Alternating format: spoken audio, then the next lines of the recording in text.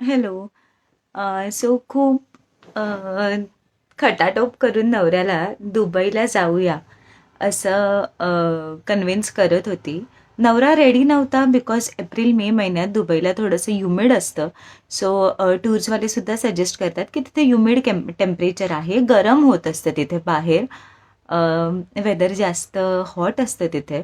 So तुम्ही November December करा किंवा डिसेंबर जानेवारी वगैरे तुम्ही ट्राय करा. पण मला इंटरनॅशनल ट्रिपच पाहिजे होती बिकॉज ती माझ्या आणि माझ्या नवऱ्याची फर्स्ट इंटरनॅशनल ट्रिप होती.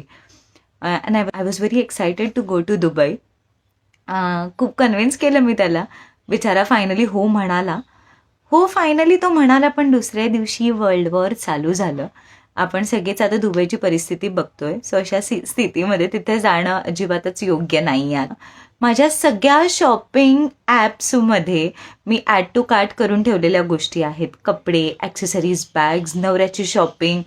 आपण तिथे आता जाणार आहोत तर आपण कसे कपडे घ्यायची, किती दिवस राहायचं, सगळं बघितलेलं. मग नंतर दुबईचे फेमस जे सगळं डेस्टिनेशन्सला आम्ही जाणार होतो, फेमस ठिकाणी, फेमस प्लेसेसला जे व्हिजिट करणार होतो, ते मी रोज गुगलवर बघत होती. जसे की ग्लोबल विलेज, मग मिरॅकल गार्डन होतं. मग ते गाणं तर मला स्टोरीला टाकायचं होतं. मुंडिया दिला दे तेनू बुर्ज खलिफा.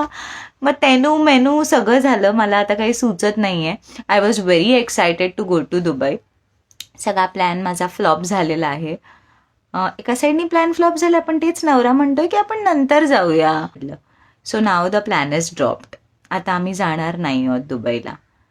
तर मग आता तोच परत प्रश्न राहतो की सहलीला तर जायचं, पण जायचं कुठे रे? सो आम्हाला अजिबात माहीत नाहीये कुठे जायचंय, पण हो, जायची तर गरज आहे. बिकॉज सगळ्यांनाच एक स्मॉल मिनी रिफ्रेशमेंटची गरज असते.